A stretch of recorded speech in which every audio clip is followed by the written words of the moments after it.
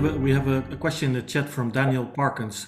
How can we promote middle level or systems change solutions when startups and young entrepreneurs are compelled to hyper focus and niche down just to survive? Yeah, that's a very crucial point. Basically, it's important to think about, let's take an organization or a purpose network, and let's think about the evolution of organizations, of businesses, of enterprises, and so forth. As the question points out, everybody starts out with an idea, and it's an entrepreneurial opportunity. The challenges that face entrepreneurs and startups are very different from the challenges that face established organizations. If you're really fortunate and you do a good work as entrepreneurs, you grow until you hit a wall. And when you hit that wall, you have to become a disciplined organization or you will stop growing. And if you're a disciplined organization, you also have an opportunity to grow until things all around you change, like AI, for example. And then you face a transformation point. So there's no question that if you're looking at any particular societal issue, part of the solution can lie, for no question, in entrepreneurs.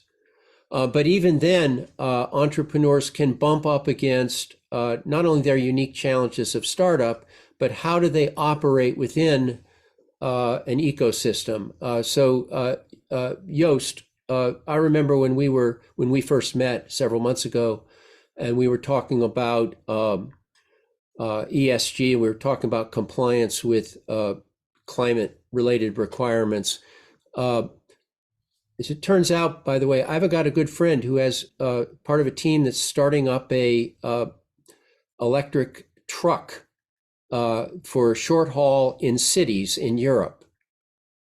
So it's an entrepreneurial adventure, but they're going to have to connect through partnership and alliance with a whole bunch of people.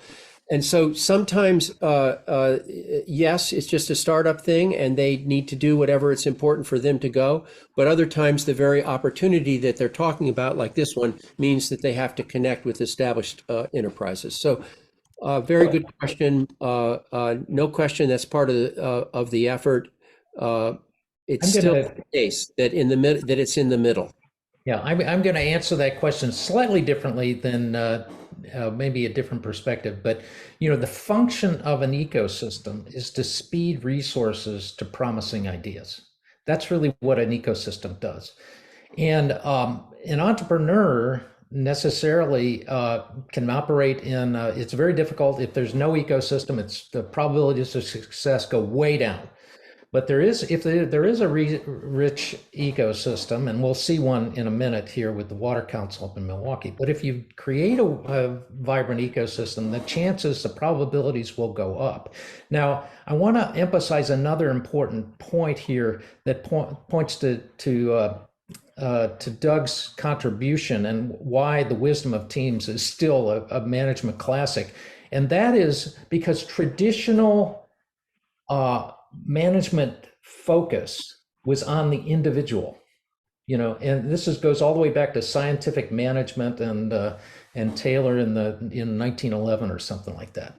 And focus on the individual. If we can just get the individual to operate the way we want them to operate, we can just stack these individuals up and we can get change. And that really doesn't work. What Doug's insight is that the primary unit of change is not the individual, it's the team. It's the team. And it's when the team focuses on a challenge, a performance challenge, that's when you get the alignment happening. Now, within the team, the smallest unit of change within an organization or purpose-driven network is the team. Within the team, the smallest unit of change is the conversation. And that's really what strategic doing focuses on. What are the conversations we're having within the team? Are we moving toward this process of designing and doing? And so these are management practices that are not being taught. They're not being taught in our business schools. But these are management practices that have evolved out of reflective practice, which is what Doug and I have been doing for the last 30 years. Why? How do we get this change? How does that happen? So part of it is a shift in thinking, moving from the single entrepreneur to the team, the entrepreneurial team, and moving from the entrepreneurial team within the context of an ecosystem. And we can, if we focus in this middle area, we can enrich the challenges, enrich the environment in which these entrepreneurs are operating, and improve the probability of their success. I believe that very strongly.